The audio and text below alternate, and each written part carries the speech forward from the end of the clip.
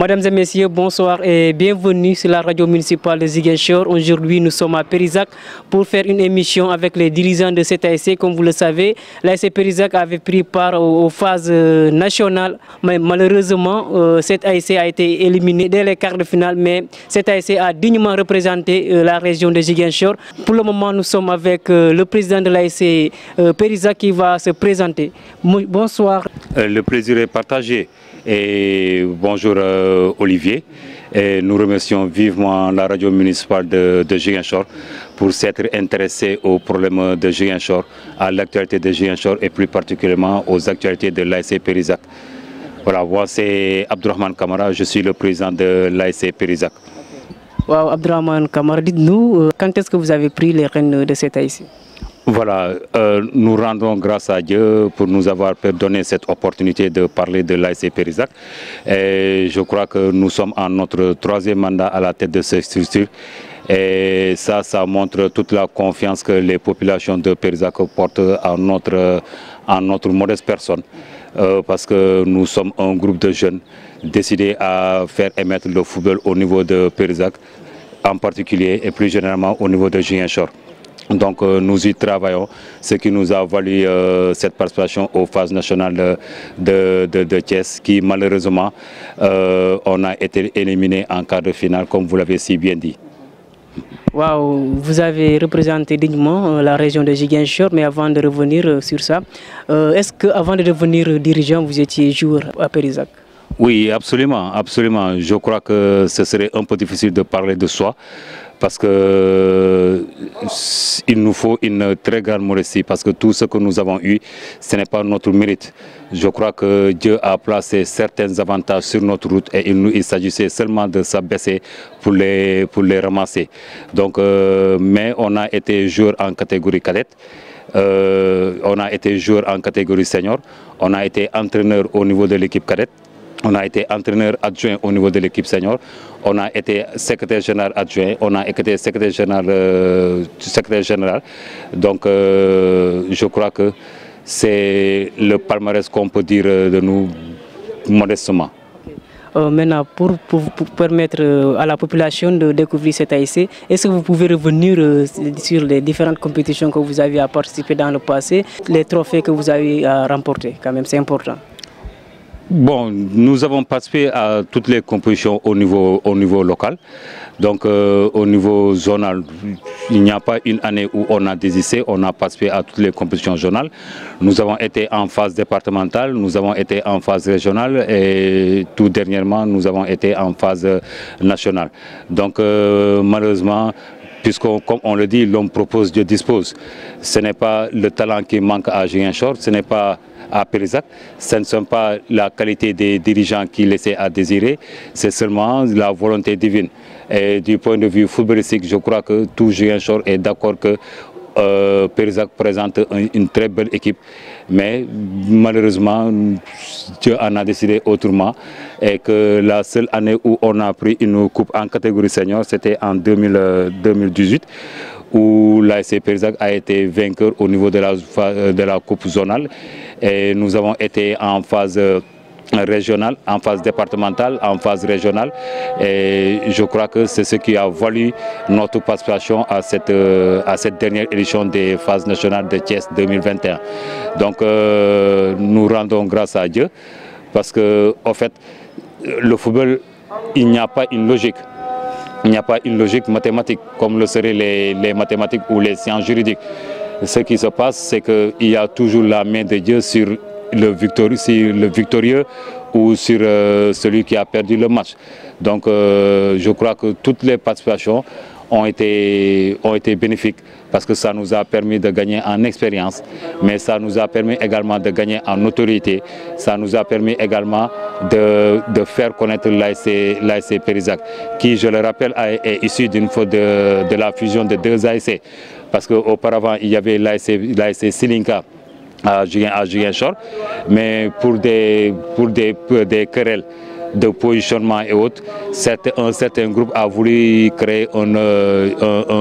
une autre ASC, mais qui malheureusement n'a pas fait long feu. Parce que comme on le dit, la vérité finit toujours par triompher. Donc ils se sont rendus compte de leur erreur et sont revenus pour former la grande famille de l'ASC de Périzak. Mais tout récemment également, il y a eu un autre groupe qui est parti créer une autre ASC dans Périzak, mais on croit toujours que ce sera le même cheminement qui va être suivi. Quand ils vont se rendre compte de l'immensité de leur erreur, ils reviendront à de meilleurs sentiments pour qu'on puisse avoir une seule famille Périzak. Parce que quoi que l'on dise, nous sommes toujours ensemble lors des cérémonies, que ce soit en malheur ou en bonheur, nous sommes toujours ensemble. Et le sport est fait pour fédérer, pas pour diviser. Donc ça, c'est une mauvaise vision, une mauvaise analyse qu'ont certaines personnes du sport. Et nous tendons toujours la main à ces personnes-là pour leur dire que revenez chez vous, vous êtes chez vous. Quand vous sortez de chez vous, vous êtes à l'étranger. Et là, vous n'avez pas ça, vous n'avez pas votre place là-bas. Et comme on le dit si bien en Wolof, donc nous sommes toujours ouverts à la création d'une grande famille Périzak pour être beaucoup plus efficace, pour être beaucoup plus rentable, pour être moins vulnérable par rapport à ces compétitions-là. L'ASC Périzak a été créé en quelle année? L'ASC Périzak a été porté sur les fonds baptismaux en 1994. Donc depuis 1994, Périzak est en train de faire son chemin de bonhomme et nous y travaillons. Et la particularité de Périzak, contrairement à certaines ASC qui ont de grands mécènes, qui ont de grands financiers, Périzak est composé de jeunes qui sont animés seulement par le patriotisme, qui mettent tout en œuvre pour que nous puissions égaler ceux-là qui ont des milliards ou des millions à leur disposition. Parce que c'est un bureau composé de jeunes, la plupart des étudiants, la plupart des chômeurs, la plupart avec des salaires plus ou moins acceptables, ne leur permettant pas de faire certaines dépenses. Donc je crois qu'à ces personnes-là, c'est l'occasion pour leur rendre un vibrant hommage. Ils ont un travail extraordinaire parce que ça également, je crois que nous allons profiter de cette occasion, de cette opportunité qui nous est offerte pour dire merci à nos aînés qui ont entretenu l'ASC Périzak pendant des années pour nous le léguer. Mais nous également, nous allons y travailler parce que nous n'allons jamais accepter que Périzak périsse ou Périzak soit malade ou Périzak soit blessé. Nous aimerions bien, nous souhaiterons que Périzak soit rendu en bonne et due forme à nos cadets qui viendront nous succéder. Parce que c'est une institution, les hommes meurent, les institutions demeurent, les personnes qui sont là actuellement partiront, mais Périzak restera toujours Périzak, Inch'Allah. Vous avez dit que l'ASC Périzak est composé de jeunes et ils n'ont pas des gens qui sont bien placés comme les autres ASC. Et nous savons aussi que les navétanes, ce n'est pas facile, ça demande beaucoup de financement. Comment faites-vous pour pouvoir organiser ces matchs-là? Voilà, pour vous donner un petit aperçu, parce qu'au niveau de Périzak, je ne crois pas à tout point de vue qu'il y ait quelqu'un qui puisse se lever le petit doigt pour dire que Périzak lui doit. Et ça, je crois que nous le devons au Seigneur qui nous a donné cette chance-là. Et nous n'avons rien. Mais ça, c'est dû à l'abnégation, à la volonté, à la détermination de certaines personnes, de certains membres du bureau qui travaillent pieds et mains liés pour que nous puissions assurer le regroupement, nous puissions assurer le transport, mais nous puissions assurer également les cas sociaux. Parce que quand on parle de Navétane, il y a également les cas sociaux qu'il faut prendre en charge. Parce qu'un jour, on ne l'utilise pas seulement pour les quelques matchs qu'on a, il y a également le fait que certains joueurs sont dans des situations délicates. Il faudrait penser à eux, essayer d'apporter des solutions ou des débuts de solutions à leurs problèmes. Et alhamdoulilah, jusqu'à présent, je crois que sur ce point-là, on n'a pas à se baisser, on n'a pas à bêcher la chenille parce que nous avons respecté tous nos engagements. Et vous dire qu'au niveau de l'ASC Périzak, pour le regroupement senior, ce n'est pas moins de 100 000 francs par match. Ce n'est pas moins de 100 000 francs. Mais nous avons toujours été là, des gens ont été là pour nous apporter leur soutien, mais également les cartes de soutien, les cotisations et tout ça. Je crois que c'est ce qui a été notre salut pour réussir ce que nous avons entrepris de faire. Mais pour les phases nationales, ça a été une situation particulière parce que nous avons les autorités. Parce que quand on parle de phase nationale, nous ne sommes plus un quartier, mais c'est la commune de Ziguinchor que l'on représente. Et je crois que c'est à deux niveaux. Les joueurs, les dirigeants sont chargés de gagner sur le terrain, mais les supporters également sont chargés de gagner. Mais quand je parle de supporters, y compris les autorités administratives et les autorités étatiques. Parce que eux aussi, quand on parle de Périzak, on dira toujours Périzak de Ziguinchor. Quelles sont les autorités qui sont à Ziguinchor? On va les lister. C'est pourquoi nous allons remercier vivement toutes ces bonnes volontés, toutes ces autorités qui ont mis la main à la poche, qui de par des moyens financiers, qui de par des conseils, qui de par des prières, pour leur dire merci véritablement pour tout ce qu'ils ont eu à faire. Et vous me permettez de remercier certains parmi eux. Je veux nommer le ministre Benoît Sambou, président du CNDT, qui est venu à l'heure pour nous apporter son soutien financier, qui ne fait pas 24 heures sans nous appeler pour s'enquérir des nouvelles de l'ASC. Je veux parler du député maire Abdoulaye Baldé, qui a fait le déplacement avec une forte délégation pour nous trouver à Thiès et nous a apporté son soutien financier. Et aussi, il avait fait un geste, parce que quoi que l'on dise, il faut rendre à César ce qui appartient à César. Il y a également Dourouka, directeur de l'AIBD, qui également s'est déplacé à Thiès pour nous remettre une enveloppe financière et également donner des conseils aux joueurs. Parce que quoi que l'on dise, ils ont connu le football. Ils peuvent parler de football. En plus des rentrées financières qu'ils octroient à l'ASC, il y a des rentrées en matière de conseils et ces conseils-là nous ont été très utiles. Il y a également Aminata Assom Diatta qui la première fois était venu à Ziguinchor, excusez-moi, autant pour moi, était venu à Thiès, mais malheureusement ce jour-là nous étions au terrain. Mais néanmoins, elle a tenu à faire déplacer son directeur de cabinet Goudjabi pour nous remettre une enveloppe financière et nous prodiguer tous ses conseils, toutes ses prières à l'endroit de l'ASC Périzak. Il y a également Kalilou Danfa qui est le PCA de l'Observatoire national du contrôle et des prix, qui également s'est déplacé sur Thiès pour nous remettre une enveloppe financière, mais qui également a parlé de football avec nous. Il y a également l'opérateur économique au niveau de l'université Hassan Sek, Mansour, qui également nous a convié un montant pour nous aider à mieux prendre en charge les joueurs et également la forte délégation qu'on avait là-bas. Mais je crois que toute personne qui a eu à faire un geste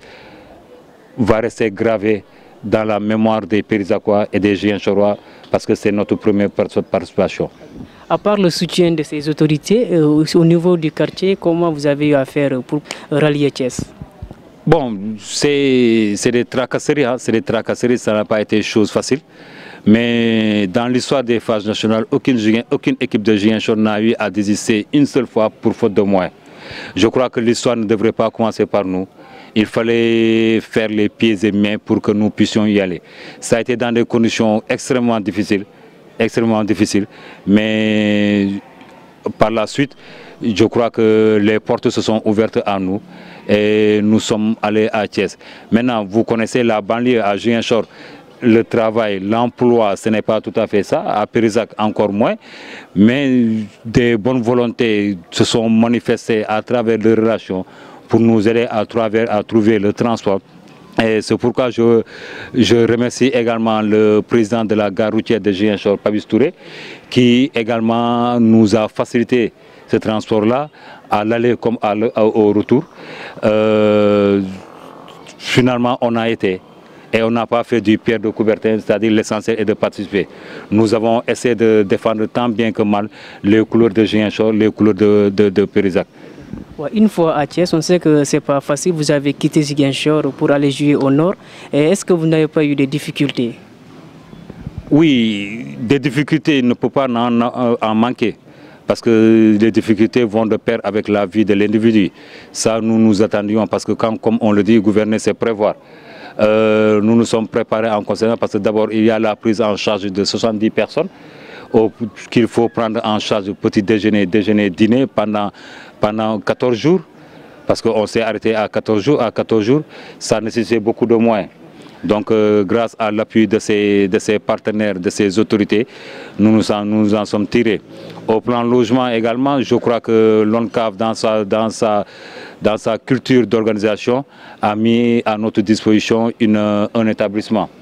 Je crois que ce n'est pas des meilleurs. Mais nous ne sommes pas là-bas également pour chercher des hôtels de 4 étoiles ou 5 étoiles.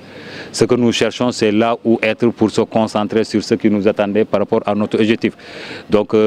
c'est pourquoi ça n'a pas été de tout repos, mais alhamdoulilah, on s'en est tiré. Vous êtes le président de l'ASC Périzac. Est-ce que pour pouvoir empêcher ces genres de difficultés, madame, des difficultés financières et autres, est-ce qu'il n'est pas possible de créer une structure au niveau du quartier, autour de l'ASC Périzac, pour pouvoir être indépendant financièrement? Oui, je crois que nous avons toujours lutté pour cela.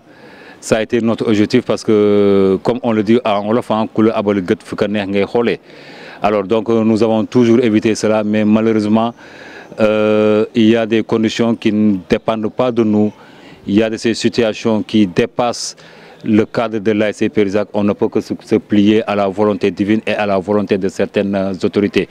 Tout récemment, je crois que l'ONCAV a mis à la disposition de certaines ASC de Ziguinchor des projets, des mini-boulangeries. Mais malheureusement, ces mini-boulangeries-là n'ont pas été à la hauteur. Imaginez-vous, pour faire par exemple 100 pains, il faut des travailleurs en tout cas, il faut travailler de 18 h à 4 h du matin pour faire 100 pains. Donc on s'est dit que ce n'est pas tout à fait ça. Pour faire 100 pains seulement, 100 petits pains. Alors donc en vendant ces 100 petits pains-là, on se retrouve avec 60 francs. 40 francs du moins, excusez-moi, 40 francs. 40 francs. Donc quand on fait 100 pains, il faut 40 000 francs et il faut au moins 6 heures de temps. Combien de temps allons-nous faire pour pouvoir payer ceux-là qui travaillent, pour acheter de la farine, pour payer l'électricité, pour recharger le gaz? On s'est dit que ce n'est pas tout à fait ça. Ensuite, la boulangerie en tant que telle laissait à désirer parce qu'il y a le pain. Quand on met de la farine dedans, il y a le pain qui est en haut qui mûrit, mais le pain qui est en bas ne prend pas feu. Donc c'était difficile et on nous a donné un tricycle, une moto tricycle, mais cette moto-là n'est pas adaptée à notre réalité. Parce que c'est une moto à petit moteur, donc qui ne peut pas prendre plus de 3 sacs. Donc, et puis l'état des routes également ne nous permettait pas de faire fonctionner correctement cet appareil-là. Donc c'était ça. Mais bon, tout compte fait. Parce qu'en matière de nawetan, il ne s'agit pas de faire de bénéfices, parce que nous, on s'appelle ASCE, c'est-à-dire Association sportive culturelle et économique. Donc l'aspect économique est important dans ce que nous faisons. Nous avons amené des jeunes à subir des formations par-ci, par-là, mais malheureusement la suite, en tout cas c'est resté sans suite parce qu'ils n'ont pas pu trouver de l'emploi. Donc on y pense, les postes ne sont pas tellement renfloués pour qu'on puisse créer d'autres activités qui peuvent nous rapporter de l'argent. Mais tout compte fait, nous tenons compte de ces conseils-là et je crois que ce n'est pas entré dans l'oreille d'un sourd. Cette élimination dès les quarts de finale, c'est que c'est un échec pour vous? Bon, nous ne le considérons pas comme un échec. Ce match-là c'était prévisible parce que qui veut gagner doit être prêt à affronter toutes les équipes. Donc nous avons trouvé sur notre parcours une équipe de Thiès. Et quand on dit une équipe de Thiès, elle a tous les avantages. Les avantages, c'est que l'ONCAV, ou en tout cas les organisateurs, cherchent de l'argent, donc il faut avoir le public. Donc l'ASC que l'on a rencontré habite à Thiès et on a joué sur son terrain. Ça faisait l'affaire de l'ONCAV, l'organisatrice de ces phases nationales-là. Donc on s'y attendait. Mais bon, ce qui a déploré, c'est que les conditions climatiques dans lesquelles on a joué. Parce qu'après quelques minutes de jeu, il y a eu une coupure d'électricité. Alors, une coupure d'électricité qui nous a fait attendre pendant 26 à 27 minutes. Et quand on est revenu après 7 minutes de jeu, l'arbitre, le quatrième arbitre a brandi le tableau pour dire qu'on doit jouer 6 minutes d'arrêt de jeu. Alors 26 minutes ou 27 minutes de jeu et on se retrouve avec 6 minutes de jeu, sans compter les autres moments où on a eu des joueurs qui se sont couchés par-ci, par-là. Donc ça ne pouvait pas se comprendre. Et également, nous avons joué sur le terrain de l'adversaire parce qu'on a joué chez lui. On a joué à domicile. Donc il comprenait mieux le terrain que nous. Et également la clarté. La clarté, parce que ce ne sont pas des projecteurs comme le stade Aline Sitoé Diatta ou le stade Maniang Soumaré. C'était des projecteurs qui étaient un peu bas. Donc ce qui fait que le joueur avait du mal, à une certaine position, le joueur avait du mal à voir le ballon. Il fallait mettre la main pour un peu diminuer la clarté, l'éclairage pour pouvoir attaquer le ballon. Donc tout compte fait, nous avons tenu tête à cette équipe-là qui, je le rappelle, va jouer la finale demain. Donc nous n'avons pas démérité. Une équipe qui gagne l'ASC Pérusac, il était à peu près sûr qu'elle va jouer la finale. Et je crois que des 29 ASC qui ont eu à participer à ces phases nationales-là, la seule inconnue, c'était Pérusac. C'était Pérusac, mais malheureusement, heureusement, les joueurs, les dirigeants ont hissé haut le drapeau de Pérusac de Ziguinchor. Désormais, l'histoire du football ne va pas se faire sans l'ASC Pérusac. Quand on va parler de football au niveau national, Pérusac va être cité. Quand on va parler de football au niveau régional, Pérusac va être cité parce qu'au niveau local, au niveau communal, Pérusac a fini de faire ses preuves. Président, merci d'avoir accepté de passer ces minutes avec nous. Le plaisir est pour moi. Et encore merci de la proximité dont vous faites preuve pour prendre des nouvelles des ASC. Parce que la radio municipale, c'est la radio de la commune. Donc toutes les activités de la commune intéressent la radio municipale. Et je crois que c'est une radio municipale qui est suivie. Et je crois que tout ce que l'on a eu à dire, s'il y a des manquements, c'est de notre faute. Mais si c'est bien dit, c'est par la grâce de Dieu. Merci Olivier. waaw sama mbokk internaute RMZ TV ba léegi yéen ngi suivre seen émission RMZ Sport ñu ngi ak président commission sportive bu ASC Pérusac sëñ bi nuyu naa la. fay naa la maa ngi remercier seen télé bi que ni ngeen amee déplacement ñëw seet si ASC Pérusac quoi ñu koy rafetlu bu baax a baax di leen wax ngeen dal ak jàmm quoi. tur bi naka Mor Seye. yaay président commission sportive de l'ASC Pérusac. loolu ñu mun na wax ci préparation ASC Pérusac balaa muy dem ci phase nationale. waaw préparation bi yomb na yombul quoi mais ci kaw préparation bi yëpp ñoo ngi remercier suñu staff technique bi commençant par les 3 coachs quoi zone Mamadou Lamine Sidibé di zone Richard Sagna et Pabi Sakho quoi di remercier tous les dirigeants de l'ASC Pérusac parce que préparation bi métti woon na trop ak tamit léegi ni nawetaan changé que ni léegi jour bu nekk fi nga joué foofu nga valable quoi ren ñu ñoo tombé que mu am ay licence technique quoi bi ñuy dem di démarcher jour ku wax phase nationale wax que ni il faut nga def benn sélection au fait bi ñu dem di démarcher jour équipe bu ñu dem ASC bu ñu dem pour jour dañuy seen dirigeant yi gëmal pare nañ pour seen jour ñëw participer à l'ASC Pérusac mais man ñoom pare wuñ pour jour bi démissionner pour valable Pérusac mais ak man yow ñun suñu xarañte dirigeant yi ñu am parce que ñun ay dirigeant jeunes lañ yor suñu xarañte dirigeant yi dugg nañ de gauche de droite dem def benn démarche bu am solo sélectionné ay joueurs yi ñu yaakaar que buñ ñëwee mën nañu apporter dala te yaakaar boobu tasul quoi ñu leen remercier parce que sélectionné nañ Déggo sélectionné nañ GSK Lindiane ak yeneen ASC yi quoi métti woon na trop nag ak licence technique yi génn mais après yàlla dimbal nañ si quoi préparation yi métti woon na trop fii parce que bu ñu waree entraîner terrain bi ñuy entraîner mooy loolu da ngay ree ba tas parce que ku ni Pérusac wax que ni benn terrain moo fi ne te terrain boobu ASC Pérusac moo fi entraîner quoi te bu yàlla ji tawee yenn taw yi rek après terrain boobu doo fa mën a entraîner quoi après dañuy kuloo ñëw lycée Pérusac sacrifié wu pour ñëw fi ci suba gi entraîner wu ak yooyu daal mais daal sant yàlla bu baax a baax après am nañ benn effectif de 28 jours ñoom ñoo dem à Thiès représenter ASC Pérusac dignement quoi. franchement parlé noonu la fa demee. depuis ngeen dem Thiès est-ce que mën nga ñu wax nu mu demee foofu noonu. waaw Thiès biñ demee que ñoo ngi waroon a jouer le 4 suñ premier match suñ deuxième match ñoo ngi ko war a jouer le 7 suñ troisième match le 10 quoi mooy match de poule yi ñoo ngi jógee fii le 3 voyage yi de 400 et quelques kilomètres ñu yegg métti woon na trop mais yàlla oyofal na yoon bi yëpp bi ñuy dem nañ 450 kilomètres dem nañu yegg Thiès à 14 heures bi ñu yeggee ñu toog wàcce bagage décharge dugg ci local bi ñu jox muy école Malick Kayra nekk aux alentours de Thiès au cœur de Thiès quoi ci biir ville Thiès la nekk ñu doon entraîné lycée Malick Sy bi ñu demee foofu wàcce bagage yu toog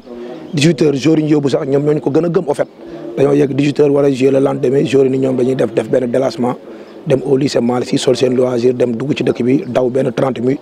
ñëw sangu après ñu reer ensemble coach yi def benn débriefing ak joueurs yi wax leen lan moo ñu indi quoi phase nationale lan la pour nga gagné ko nan la quoi yàlla dogal ñu dem jouer suñu premier match contre Juboo bu Tivaouane yàlla may ñu ndam quoi ñu dóor ko 1-0 match yi mën nañ koo plier mën nañ koo dóor 3-0 mais jëw football 1-0 la ñu jox ñu sante ko yàlla suñu deuxième match ñu jouer ko le 7 contre Jam Bugum ñu mën ko 1-0 dominer ko mais score 1-0 doyut ñu dem ba 94e minute Jam Bugum égaliser mu doon 1-1 yàlla may ñu fa niil ñu am 4 points léegi suñu dernier match nul la ñu laaj ou victoire ñu ñëw coach yi defaraat équipe bi préparer waat joueurs yi mentalement tactiquement techniquement ñu ñëw suñu troisième match ñu ñëw ak Réveil de Bambey ku ni Réveil de Bambey wax ni Bambey c'est à 30 kilomètres de Thiès moom moo ñu gën a miin Thiès moo ñu gën a miin terrain bi ñuy joué mais yàlla it ba tey jëf football ànd ak ñun ñu ñëw joué ak Réveil de Bambey mën na ko 1-0 mënoon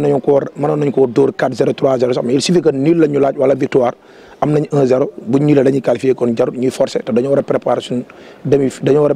huitième de finale dignement moo tax bëgguñu woon a jël blessure bëgguñu woon a forcé saga may nañ ko 1-0 après ci la coach yi wax ak boy yi pour ñu gérer quoi def ndànk yàlla suturaal ñu gagné Réveil de Bambey 1-0 loolu mooy match de poule yi quoi ñu am 2 victoires ak nul Jam Bugum am 2 victoires ak nul mais il suffit que Jam Bugum deuxième match am dafa écrasé équipe bu Tivaouane bi door ko score 4-2 kon moom moo ñu ëppale goal average quoi moo tax mu jël paie ñu jël deuxième noonu la fa demee quoi match de poule yi si lañ dem jouer huitième de finale ñu am benn équipe bu coriace ñu am benn équipe bu ñu woowee jam quoi jam du Kolda mu def parcours bu extraordinaire 3 matchs 3 victoires dama naan sax 4 matchs ndax am na benn match boo xam ni ñoom ñoo mën a 1-0 lamp yi fay ñu enregistré match bi mu joué lan demee mën a 1-0 kon 4 matchs laay wax ni kenn dugalut kaam mu ñëw joué ak ASC Périsac ñu joué match bu méttee ku wax Kolda wax Casamance ku wax Kolda wax Ziguinchor benn la quoi ñoom joueurs yi seen biir dañuy xamante mais encore une fois may gën a santaat staff technique bi ñu yor parce que dañoo xarañ trop joueurs yi moom chapeau spécial à tous les jours et chapeau spécial à notre président et tous les dirigeants de l'ASC Périsac yi demoon quoi parce que ay dirigeants jeunes la ki ci mag bu amee 45 ans ci la yam mais li olof daan wax rek naan mbooloo mooy doole ñu def jàppoo def benn bloc def benn say ci lañ yàlla may ndam lu sedd guy ci kaw ci kaw jam de Kolda match bi métti woon na résultat match bi 90 minutes 0-0 la ñu dem série de penalty yi ñu door ko 4-1 quoi sur le série de penalty noonu la ñu yàlla mayee ndam ñu qualifié huitième de finale noppalu 2 jours ñu jox ñu équipe bi nga xam ni mooy équipe bu Thiès bi nga xam ni ci taarixu footballu Thiès man di président commission de l'ASC Périsac Thiès laa dëkk Thiès laa déggeelu ne mais bi ma ñëwee fii à Périsac ñu affecté ma fi ci laa fi am benn xarit bu ñuy wax Mamadou Lamine Sidibé il paraît sax mooy entraîneur te man bu dul suma liggéey football rek laa bëgg mu ñëw instauré ma ci ASC bi ba ma ñëw bañ jox ma fi ndombal tànk président section football bi biñ demee Thiès ñu am R100 wax naa leen lii joué ak R100 ni muy méttee ak tamit R100 mu participer phase nationale 3 phases nationales yoo xam ni benn bi demi finale la dem lañ ko gagné équipe bu Ziguinchor moo ko gagné muy benn laa beneen bu mu dem final yaama tooñ moo ko gagné tey mu ñëwaat quart de finale biir dëkkam biir këram sax laa wax biir néegam parce que ku wax terrain champ de course wax ni R100 foofu lay entraîné ku wax terrain champ de course wax ni R100 quartier bi moom moo ëmb terrain champ de course ak football booy xool footballu nawetaan ni mu ingravé équipe bu jógee Ziguinchor joué 3 matchs am yëpp Maniang Soumaré war a joué équipe bu dëkk bi ñu koy yóbbu ci biir këram kon loolu damay jàpp que ni yàlla daal jox nañu défaite ñu koy santé mais organisateurs yi war nañu xoolaat parce que équipe bu toll ni Périsac équipe bu mag bu toll ni Périsac ñëw nga boole kook équipe bu gën a mag Thiès ñu am terrain boo xam ne terrain bu stable la muy terrain stade Maniang Soumaré ñu bàyyi ko fa yóbbu ñu benn terrain de potard champ de course ko wax xam ni fas ñoom ñoo ko moom c'est pour course kese lañ fay def mais tey bu ñu fa yóbboo kon gars yi dañoo bëgg a sacrifier mais ci kaw sacrifice boobu nangu nañ ko jël nañ ko positivement suñ président dalal nañu taatal ka ñu man mii sax devant moi ma dëkk Thiès doon président commission sportive bi après meroon naa mais après am nañ président boo xam ne daal gàcce ngalaama quoi dalal na coach yi dalal joueurs yi wax que ni c'est la loi du foot ñu gérer ko positivement ànd ak joueurs yi dama Malick Kéré prépare leen dignement doog a ñibbi si Ziguinchor daal mais football bi daal pour dire vrai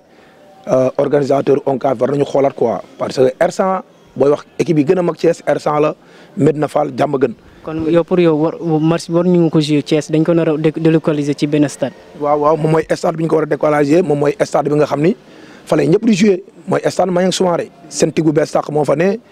stade boobu ñun fa lañ jouer suñ 3 mars kon ñun tey bu ñuy jouer ak R100 dama yaakaar que ni dañoo war a yam même pied d'égalité mooy lan R100 bu ñu jouer 100 de course ñoo ngi ñëw jouer néegu R100 nit ki nag pour nga ñëw fekk ko këram. rek doyut nga ñëwaat fekkaat ko néegam ni ko da ngay génn say lal génn say matelas génn say armoire loolu rayantale total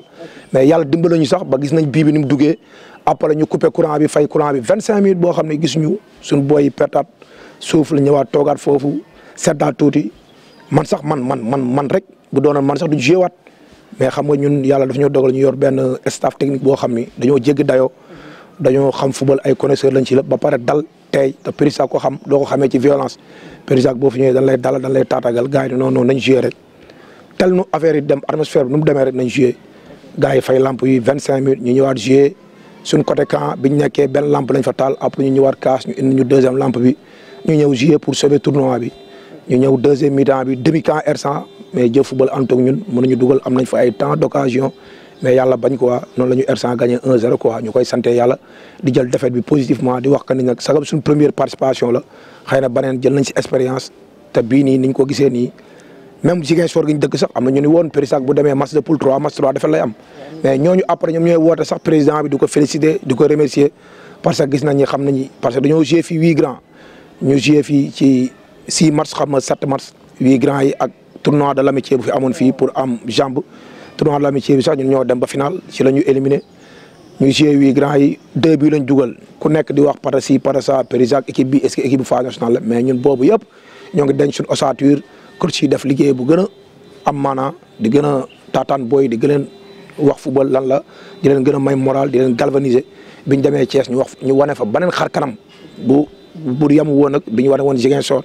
ba waa Thiès fi mu toll nii tur Périssac waxuma la Thiès mais fi mu toll nii Sénégal boo tapé boo tuddee Périssac ñëpp xam nañ ko parce que yeneen d'autres régions yi ñëw yëpp léegi xam nañ kat mooy Périssac quoi xam nañ léegi Périssac du équipe bu ndaw Périssac dirigeants yi ay jeunes lañ mais boo leen gisee ci seen xel xam nañ ni ay xale yu ñu sol yàpp mag lañ quoi mais ñoo ngi remercier tout le quartier gis nañ it bi ñuy ñibbisi ni ñu quartier bi gàttandoo di remercier tout la population Ziguinchor waa quoi. waaw est-ce que mën nañu jàpp ni tamit amuloon problème arbitrage jaar na yoon ou bien. non arbitrage bi dinañ ni am na faveur tuuti ci R100 à 60% 40% ñun la ko jox mais 60% yëpp ci ñoom la parce que coup franc yëpp si ñun la koy siffler quoi amuñu fa bii bu mu bañ amuñu fa planté bu mu bañ mais am nañ fa ay carton yu mu doon jox suñuy joueurs ak yooyu yoo xam ne carton yooyu moom ak ku xam football da ngay naan carton yi jaar yoon quoi mais il suffit que nii lañ ko yàlla tuddee daal ñun dañuy sant yàlla. di gërëm suñu borom di sant ñi si jàpp ñëpp jarut may répété waat parce que président am na ñu tudd na autorité yëpp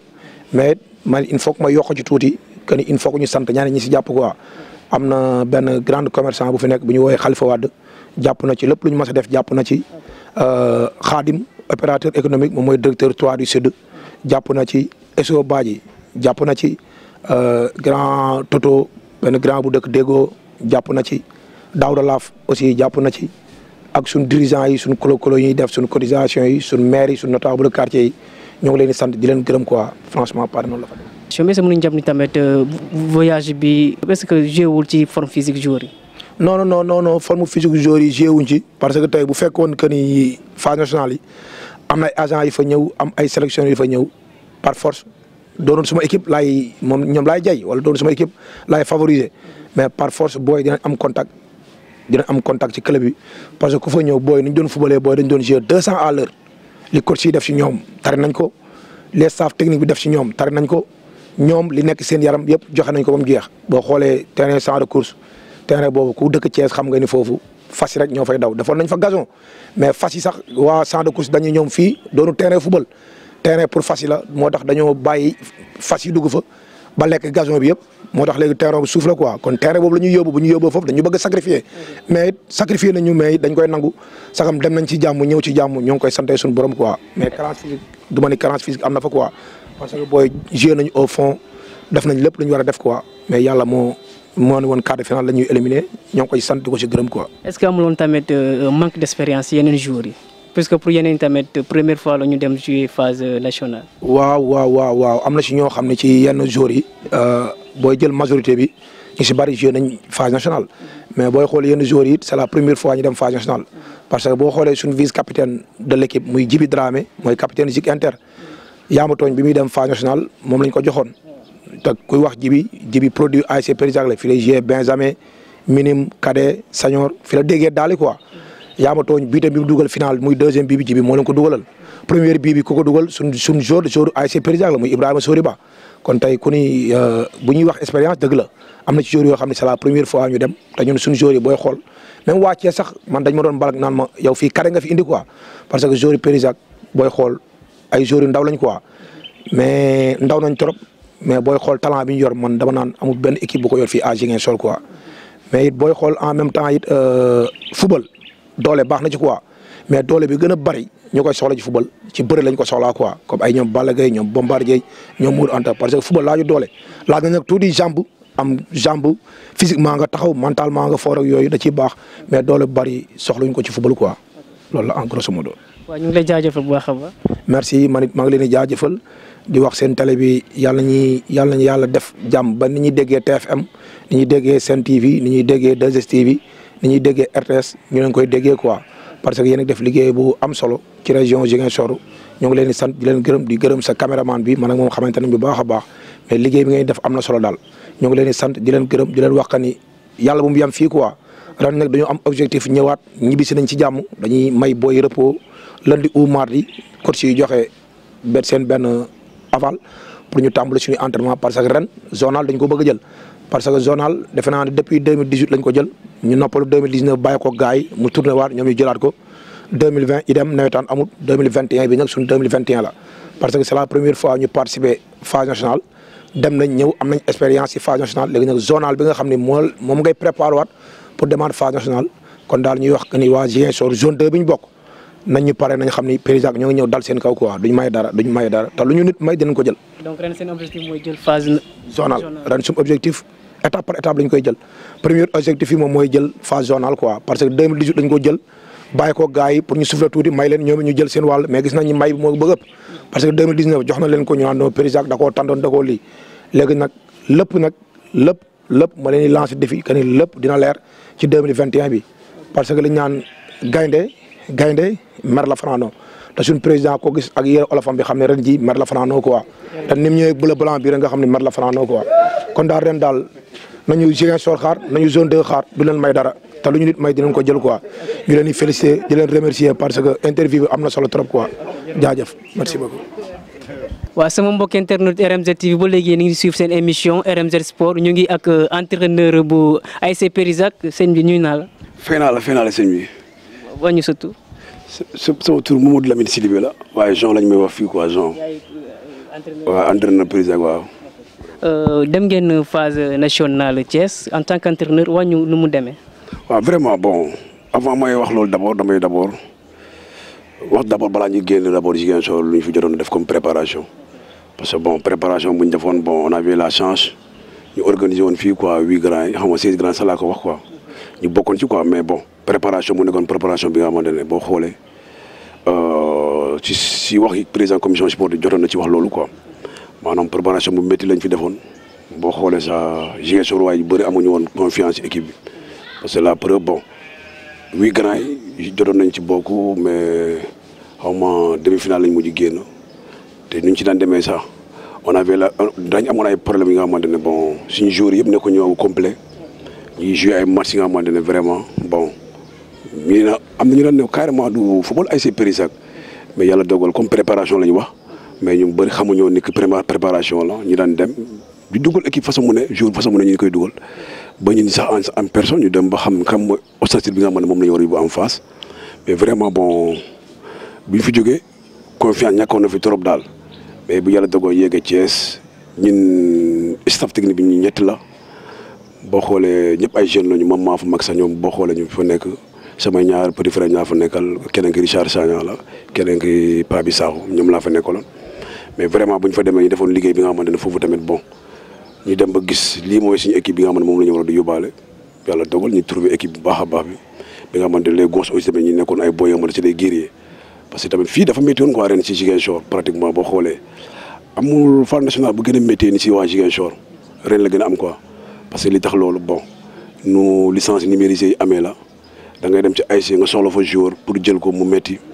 dañ leen ne carrément ne joueur bi mën nañu ko bàyyi mais démission daal lañ dul may kenn quoi te ren la commencé te Périsac amul chance ren la démarré ren la commencé dem phare national vraiment ñi muñ loolu yëpp ñu am benn cas démission bi nga xam ne boo xoolee ñuy jël ci ay yeneen ASC matul 10 personnes ci ay joueurs mais ossature bi yëpp am na ñoo xam ne doomu Périsac la ñoo ci gën a fës quoi ci sélection bi. amoon na ay joueurs yi nga jël ci cadet bi pour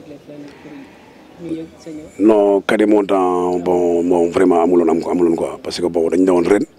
ren phare national la kon donc y' a pas ñi may cadet yi change quoi ñu bokk quoi privilège yi woon sélection lañ ko defoon quoi maanaam ci yeneen ASC yi moo taxoon amuloon cadet montant ren quoi vraiment. waaw noo gisee woon kii comportement ce jour yi ci biir terrain ak ci biti. waaw benn instant bon comme ni ma ko waxee nee naa la bu ñu fi daan jógee amuñu woon confiance ci ñun loolu moo gën a motiver booy bu ñu eggee Thiès xamoon nañ ni carrément Ziguinchor nu ñu bàyyi ginnaaw gars yi ñu daan wax Ziguinchor Périsac 3 matchs lay def 3 défaites lay ñibbi moo tax booy loolu rek jiwoon na ci xolu booy gën a gëm ni carrément ñoom mun nañ ko def te vraiment mujj nañ ko réussir parce que la preuve nekkoon nañ ci groupe de 4. mun naa deuxième lañ jël mais deuxième boobu noonu Boré Belage lañ ko ñàkkee parce que ñu nag premier bi ñoo toll benn point 7 points la ñu amoon mais moom moo amoon Boré Belage bi gën a favori si ñu bés parce que moom moo gën a dugal quoi mais vraiment booy moom bon nekkoon nañu à leur niveau quoi vraiment wane nañ carrément ni ñoom xam rek dëggale sélection amuloon mais ñoom xebuñu seen bopp ñun tamit xebuñu leen quoi ñu may leen seen opportunité vraiment ñu gën a évoluer parce que tamit amoon nañu ay quelques heures yi nga xamante ne vraiment. Ziguinchor booy commencé tudd joueur da nga la ciy boole suñu capitaine bi dem na ñaari yoon phare national waaw ak yaama tooñ suñu benn capitaine bi tamit moom mooy premier capitaine moom demoon ak Bendoula moom mooy Laye Diallo mooy Laye Coot leen koy wax moom am na expérience phare national mais bon comme ni ma la ko waxee quoi booy moom vraiment dañuy maire bu ñu jëleen fii bu di leen kii Thiès maire boobu dem dafa leen jàppale quoi ba tax na xam nga dañ daan jouer ak le cœur xam nga vraiment ba match de poule yëpp ñu réussir ko quoi vraiment. bu dee dañuy tiré bilan yow ban bilan ngay tiré en tant qu'entraîneur. mooy ne bilan parce que comme c'est une première man bilan bi ma koy tuddee satisfaisant laa koy wax quoi parce que booy moom vraiment comme ni nga ko waxee nga imaginer nga dem Thiès te mu nekk sa première te sélection bi nga def bariwul nga dem ak joueurs yi nga xamante ne vraiment bon ay xale lañu mais tax na buñ wane ñu affaire xale seen terrain. bu ñu duggee terrain nga xam ne carrément âge bi xale lañ doon mais boo doon dugg ci terrain nga xam ne carrément ay boy lañ mais vraiment c'est des joueurs yoo xam am nañuy talent quoi ci biir football ba tax na moom bilan bi moom su ma koy wax moom vraiment baax na quoi baax na trop moom vraiment parce que première année comme ni nga ko waxee staff bu nekk ay staff xale man mi wax ak yow instant yii man maa fa nekk mag si staff bi xam nga vraiment nga am ay boy yoo xamante ne ñoom ñëpp ay xale lañu boo demee ba dem quart final vraiment. équipe bu la génnee mooy équipe dëkk boobu noonu moom mooy R100 vraiment man damay jàpp ne bilan bi baax na quoi baax na vraiment. donc mën nañu jàpp ne am nañu avenir ci. vraiment am nañu avenir vraiment parce que la preuve comme ni ko président commission sportive bi waxee bu ñu daan jógee foofu noonu y' a pas mal de waa Thiès waa ñu ngi daan laaj joueurs yi xam nga kii mooy diw man gëm naa daal bon fii balaa une semaine booy nañ dégg seen i téléphone di sonné gars yi di leen jéem a courtiser quoi affaire yi demee na pour club yi quoi foofu noonu vraiment parce que booy wane nañ seen talent quoi. vraiment. waaw ginnaaw bu ngeen jógee Thiès yaa ngi ni waajal tamit mooy navétane fii ci Ziguinchor zonal yi en tant qu'entraîneur loolu la nekk di préparer. waaw parce que boo xoolee président wax na ko fii président commission sportive tam wax na ko fii quoi actuellement président bi lu mu wax loolu la ñuy def quoi objectif bi mooy phase zonale bi te ci loolu la ñuy ñëw liggéeyaat ñu xam ni carrément on n'a encore rien fait parce que bon. quart final bu mu tax benn instant nga wane ni carrément ni yow équipe bu mag nga déedéet du ñu équipe bu mag ba tey ba léegi nii dañuy wane ni carrément vraiment journal mooy objectif bi te dañuy ñëw wan waa Ziguinchor ni ba léegi ñun ñoo fi nekk ak ñoom te dañuy jaayante lépp li nga xam ne moo fi nekk quoi lu mu laaj rek ñu def ko ci quoi ci phase journal yi parce que booy moom ñëw nañ ak mer quoi vraiment wax dëgg ne na yàlla moom objectif bu ren bi Périsac zonal lay doon quoi incha allah bon dinañ def lépp pour mën ko jël quoi incha allah. coach ñu ngi lay jaajëfal bu baax a baax. waaw man it maa leen di jaajëfal vraiment bon émission bi neex na te vraiment ñu ngi leen di jaajëfal si seen dérangement bi ngeen def pour ñëw ba Périsac nii jël waa ASC Périsac nii ci li ngay wax ni aussi ñu ngi leen di remercier vivement surtout seen caméraman bi vraiment ku baax la yow it tamit ñu ngi lay remercier bu baax a baax encore une fois merci laa leen wax quoi merci beaucoup merci waaw. Voilà, chers internautes, c'est la fin de votre émission RMZ Sport. Nous étions en compagnie des dirigeants de l'ASC Périsac, à savoir le président de la commission sportive et l'entraîneur de l'ASC Périsac. Quant à moi, je vous dis au revoir et prenez soin de vous.